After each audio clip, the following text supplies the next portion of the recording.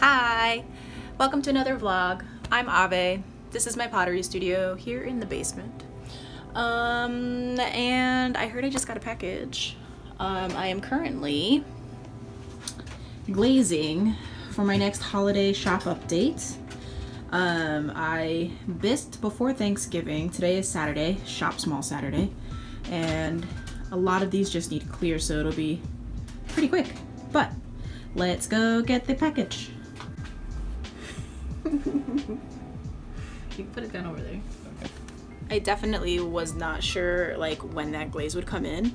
Obviously I wasn't in a rush for it, but that means that like my next few shop updates I can have some of the colors that I ordered, which is great. It's super great. I'm super excited.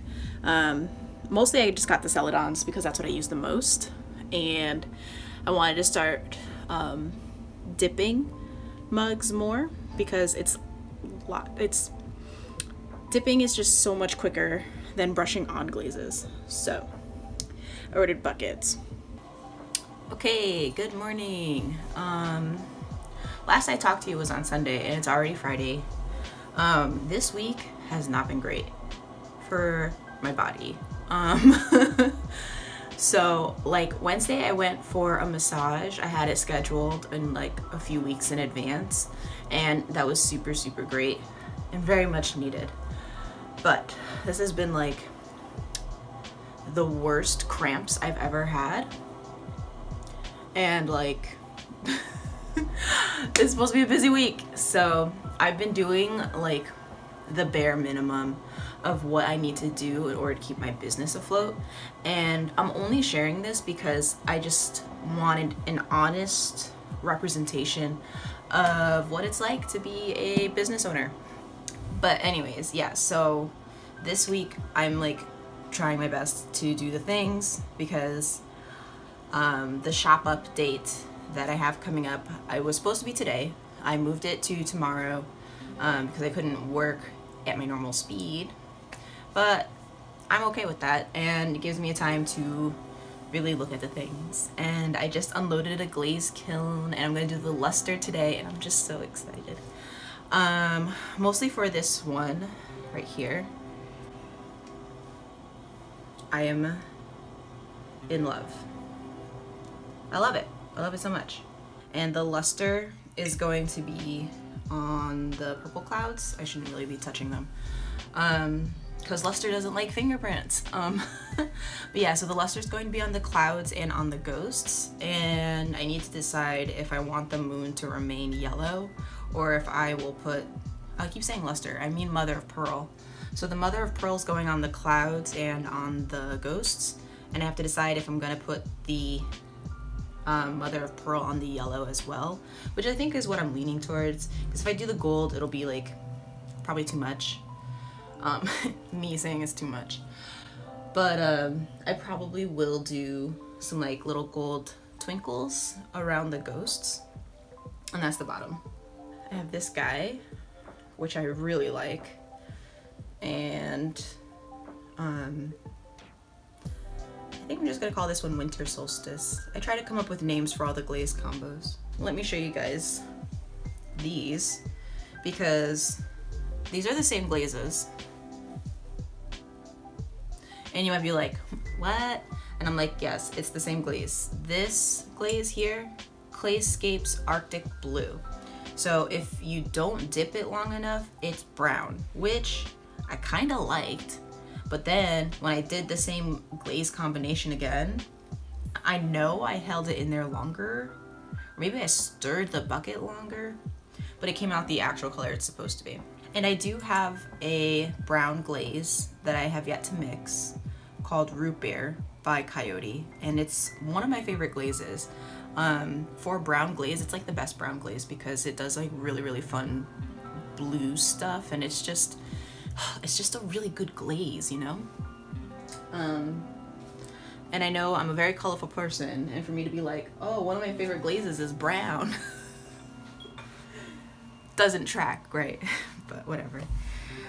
Next up is these guys. Now these are a remake of my other ones, and again, like I was saying about the Halloween ones, or the Halloween October Skies mug, that I used a brush instead of a sponge, and I want the gradient on these to be more smooth. And like, I know that is easier to achieve with underglaze, and I can do that with underglaze very easily. But I like the translucency of the Celadons, so I want to make it work with the Celadons. And I think with them I just need to like really pack on the glaze. So I did each rainbow 3 times because I do each row of color. So it's 1, 2, 3, 4, 5. Oh, I can't count. It's 6 colors. So there's 6 colors, and then I go in between each layer, like between the yellow and the blue. I will try and like kind of merge that juncture a little bit so you can see some of the green. And I do that between each glaze, and I do that process 2 to 3 times. So each layer of color is on there at least 3 times, and then there's the in between where it's like a little doctored up. So now these just need the luster, and last time I did not do any gold, and this time I'm gonna do some gold in addition to the mother of pearl on the clouds. Next up, this glaze, obsessed. I want it in a bucket. I don't think Spectrum sells it in buckets, but that's fine. And I did this out of the Celadons instead of underglaze. I normally do underglaze for the rainbow, but I wanted something a little bit lighter, a little bit different, and I did out of the Celadons, and I really, really like it. I like it a lot. It's really cute. Yeah, and it's purple on the inside because it's my favorite color. And it's a bigger size. I haven't done the dice mugs in this size, but I think I'm gonna slowly transition from this size to this size, because this is about 10 to 12 ounces. This is like 16, easily, possibly more.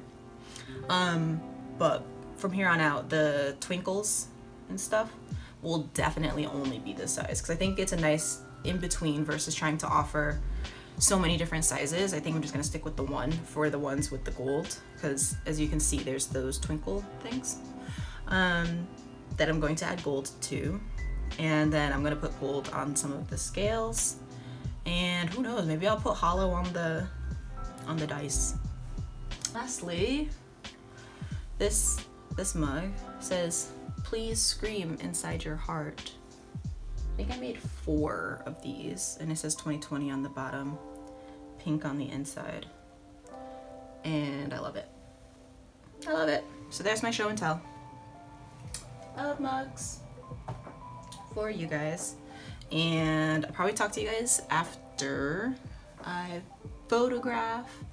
So I'm gonna photograph, send a newsletter, do my luster firing, and then I have one other package that came in today that I really want to show you guys because I'm really excited about it, and it's a new product for me.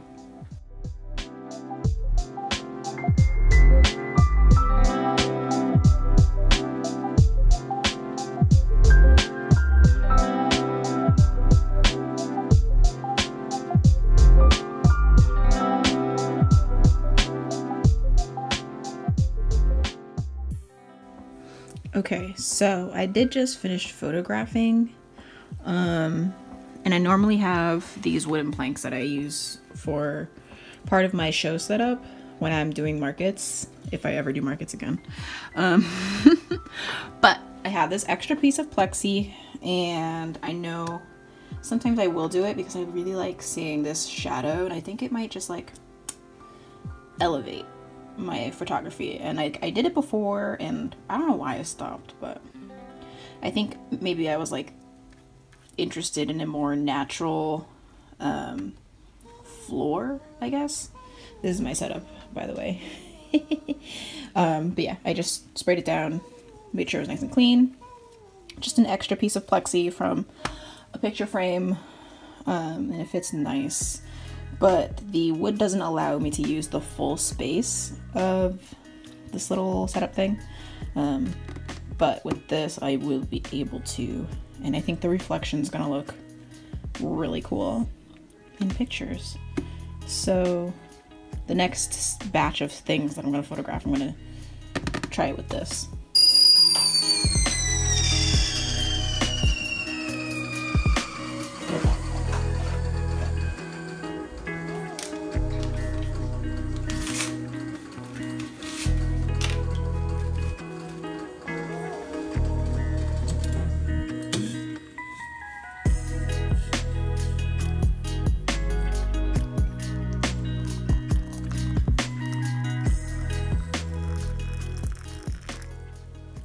While I wait for my oatmeal and my tea to cool down,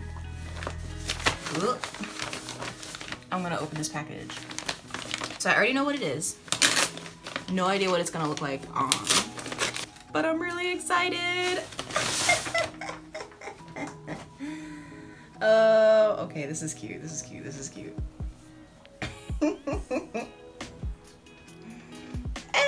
It's so cute. Oh man. Okay. It's my own sweatshirt. It's hard to know like what exactly all the colors are gonna look like on the sweatshirt. So what I might do is for the outline around the word cozy, I might just get rid of it and leave it the light yellow color. Because right now it doesn't bother me, but also you don't really see it. But in the mock-up, it was unclear on whether or not like the shades of yellow were different. Oh man, this makes me so happy.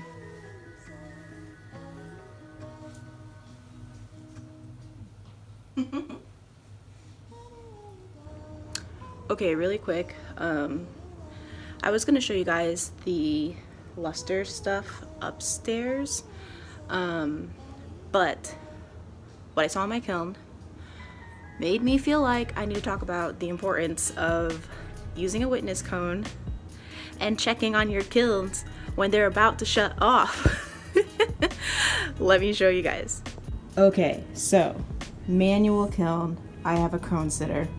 This counts if you have a manual kiln, a gas kiln, a computerized kiln with a touch screen, anything. You have to check your kiln when it's about to shut off. So look at my witness cone. It's bent beautifully for a cone 019, right? What didn't happen is the cone inside, when I jiggled the little thing, it didn't really release, but then it did. And I was like, okay, cool. The cone I have in here is 018, which is hotter than 019. So it made sense for it to not have fully shut off, but the cone fell out. Here we go. So the cone fell out. It didn't bend, or it was starting to. But had I not checked on it, what if it didn't? That's why witness cones are cool, because you can look inside your kiln and be like, oh, well, that one's bent. And for luster firings, you have a firing range of about 020 to, you don't want to get hotter than 018, which is why I use this. But I know that my kiln fires a little bit colder by like a half cone, which is normal for an older kiln. So yeah, like check your kilns when they're about to shut off. Start to know your firings, get to know them. Anyways, here's a quick look before I do like a full show and tell. I'm gonna do an IG live to show all the things. So that'll be good. Hopefully my internet is good enough this time. Hello. So I did not end up doing a little show and tell of the luster stuff before. It's Sunday, it's the morning, barely. But I figured I'd do a really quick little show and tell of the stuff out of the luster, since today, yesterday was super hectic in terms of getting everything done. I didn't want to think about also trying to film anything, and I was able to get all the listings done pretty early. I finished all the listings by about 2:30, 3 o'clock, and I was like 4 o'clock will be good for my patrons on Patreon, because I did like a 2-hour earlier early access. And then when I went to go make everything visible, they weren't actually visible in the shop, and I was just like, what's going on?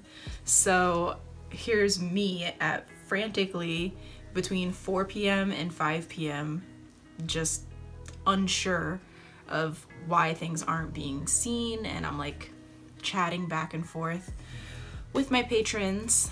I'm really glad that, well, it sucks that it happened, but at least it wasn't like with a lot of people, because I have like 29 patrons, all 29 of them super cool, super awesome, love them, but that really sucked. It was terrible. It took me like an hour to go through all of the listings that I had already typed up, to be like, click into the listing, manually set it as visible, and then Weebly has this new thing that says show in storefront. And I mean, up until now I had all of my items like that box wasn't checked, so I had to go back into each item and check that. Then I would refresh my website to see, is it visible? So that was really chaotic, and shop updates are already kind of chaotic and a little bit stressful, a lot stressful. But I'm glad that that part is over, and now I just get to ship all day today and probably all day tomorrow. I have a few orders that were made throughout this past week before the shop update, so obviously those ones are getting packed first, and then I'm going to pack as many things as I can today, really. Yeah. I'm really glad that there's still some things left in my shop, so that means anyone who was late, they're not completely missing out. I did make a lot of ornaments, and I make a lot of ornaments because it's a more affordable item that I can hand make and still charge a fair price, because the ornaments, minus the Yeti, because that one takes more sculpting and detail stuff, but they're all around $20. I did have some at like around $12. The B grades. So the B grades, they're not even really that terrible. Like this one, I did a clear coat, but it didn't cover fully. And obviously for an ornament, that doesn't matter. If this was like on the inside of something where food would touch, it would matter a lot. But it's an ornament. So these ones I had at like $12 instead of 16. So that's really cool. I'm happy to offer that, because then that means they don't get wasted, and it's a little bit of something handmade that is more acceptable for budgets, which is cool. 'Cause I know my budget would include ornaments and maybe not necessarily a super fancy mug as a gift, you know? So I totally went on a tangent and totally forgot that I said I was gonna do a little show and tell. Okay, so these are my favorite thing that I sold today, or this and the October skies, but I love it. I love it so much. And I love that it's just the one glaze is so good. It's a spectrum glaze, and it's called something like pearl white or cream something. I think it's pearl white. It's just so beautiful. And then these are all the celadons, Amico celadons with the mother of pearl over it.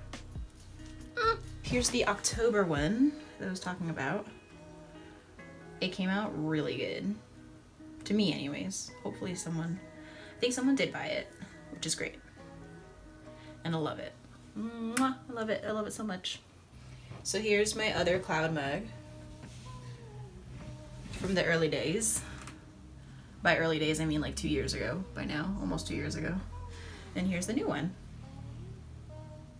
So the new one has gold added. And Yeah, I think next time I'm gonna do the sponge instead of with the paintbrush. Okay, now I'm gonna go back to shipping. Editing Ave here. Just wanted to pop in because the beginning of this vlog was a little bit tough to watch because I could see how tired and not well I was doing, and I'm happy that I left the footage in there though, because it's just a note to my fellow makers and artists that I hope you're taking care of yourself. And something I do want to explore is how do we take better care of ourselves and not push ourselves to the point of exhaustion. That'll be for another video. Thank you so much for watching, and I'll catch you guys in the next one. Bye!